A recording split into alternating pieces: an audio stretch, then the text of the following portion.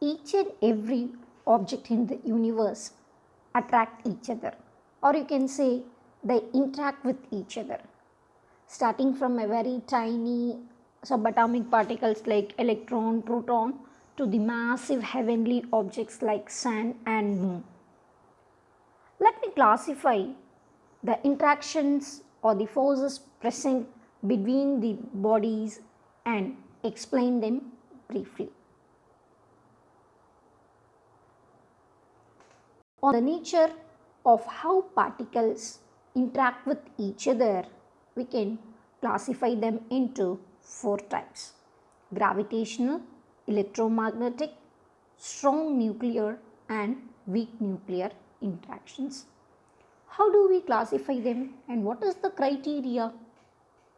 We can classify them based on the types of the particles which experience the force, the relative strength of the force, the range over the force is effective, it may be a short range one or maybe a long range one, and the nature of the particle that gets affected because of this force. The gravitational interaction, this is the very age old interaction. Okay, it all started with Newton's gravitational discovery. Okay, so it was described first by Sir Isaac Newton in the 17th century, and it is present, it is an omnipresent, it is present in all the body which have some mass, and it is the weakest of all the known forces. This force is given by Newton's gravitational law of forces, which is given by F is equal to G times m1 m2 divided by r square. That is the product of the, it depends on the product of the two masses and inversely proportional to the square of the distance between them, and the gravitational force constant capital G governs or gives the strength of the force. This force does not depend on the size of the object, shape or color. It depends only on the masses of the object. It affects all the particles present in the universe, and the field particle that through which they interact as gravitons. But the graviton is an hypothetical particle, that is, which is not yet detected in the laboratories experimentally, and it is a very long range force. The range is very infinite because we are in the earth and the sun is at a very long distance from us, but still we have an interaction between sun and the earth. So it is a very long range force, but the strength is very weak. As I said, it is the very weakest force. The strength is 10 to the power of minus 36. The electromagnetic forces. As I said, the gravitational forces are omnipresent. These electromagnetic forces are also omnipresent. This force was first described by James Maxwell in the 19th century. So this force, as I said, it's an electromagnetic. This acts between all the charged particles, irrespective of the nature of the charge. I mean, irrespective of the nature of the charge, it acts on all the particles. It obeys Coulomb's electrostatic law of charges, and this force is governed by fine structure constant. I said it exists in all the charges, but it depends on the nature of the charges. It may be either an attractive force or maybe a repulsive force, depending upon the nature of the charge. So if you have a light charges, the force will be repulsive, and if you have unlike charges, the forces will be attractive. And the field particles here are photons. These photons are electrically neutral particles having no mass with a spin of 1. They interact with other particle through their energy and momentum.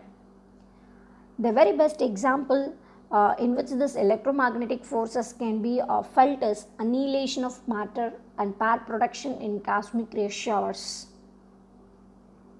This force is also has infinite range, and it has a relative strength of 1. That means it is almost many times stronger than the gravitational force. Then comes the strong nuclear forces. Strong nuclear forces, as the name suggests, this force is present in the nucleus of every atom, and this is the strongest force of the forces that exist in the nature. It is 1,000 times stronger than the electromagnetic forces, and it acts only inside the nucleus, and this force is a charge independent. Why I am saying it is a charge independent is inside the nucleus you have a positively charged proton and a neutrally charged neutron. Okay, the forces between the proton and neutron, proton and proton, and neutron is found to be very same. So this force is a charge independent, and the particle that affects is the nucleus, that is the protons and the neutrons, and pi mesons are the responsible for the strong nuclear forces. But the range is very short, that is equal to the diameter of a proton or a diameter of a nucleus, which is almost 10 to the power of minus 15 meters. But the strength is very huge. Weak nuclear forces, as I say, it is a nuclear forces. This exists in certain kind of nuclear decays. So all radioactive decay reactions go by weak nuclear interactions, and the field particles which mediate this forces are intermediate vector bosons. And very good example for this weak nuclear forces is the beta decay, where a neutron transmutes into a proton and vice versa. This is also a very short range force, so almost 10 to the power of minus 17 meters. That means there is a very rare chance of particle meeting each other. This happens only at very high energies, maybe at sun and stars. Fermi's coupling constant gives the strength of the interaction. But scientists are trying to bring the forces existing in the nature into under one theory by grand unified theory. Actually, this theory was proposed by Pakistani scientist Abdus Salam, taking the standard model of the nucleus. For this he was awarded Nobel Prize in the year 1979. This model tries to explain the universe using a single force by combining all the three forces, electromagnetic, weak and strong forces at high energies. This theory tries to bring down all the forces into a single framework. This has all happened with Maxwell. Maxwell was the first one to unify magnetism and electricity into a single classical electromagnetic force.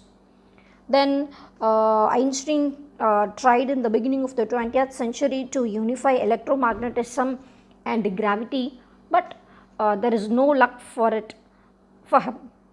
Then Glashow, Salam and Weinberg in 1960s unified electromagnetism with the weak forces. But this is also in the theoretical level, because when the strong nuclear forces get weaker, this electroweak force gets strengthened. This can happen only at a very high energies of the order of 10 to the power of minus 12 giga electron volts. This energy is called as a grand unification energy, but people are struggling to get this energy in the particle accelerator. This much amount of energy can be found only at suns and stars. And another obstacle to this theory is the fundamental particles are quarks and leptons. We know that. But leptons do not take part in any strong interaction, whereas the quarks do.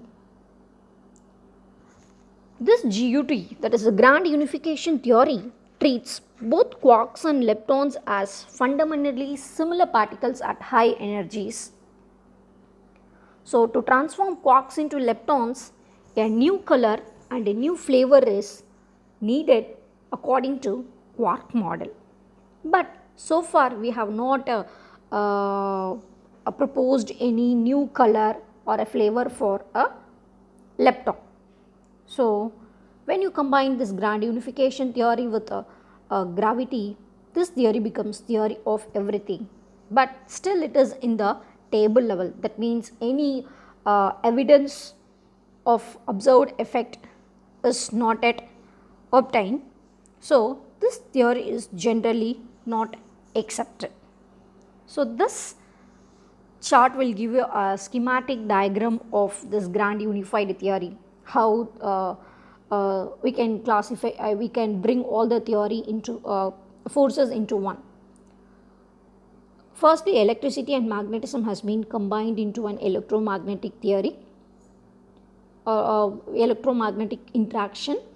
This electromagnetic interaction is combined with weak interactions to give electro-weak interaction.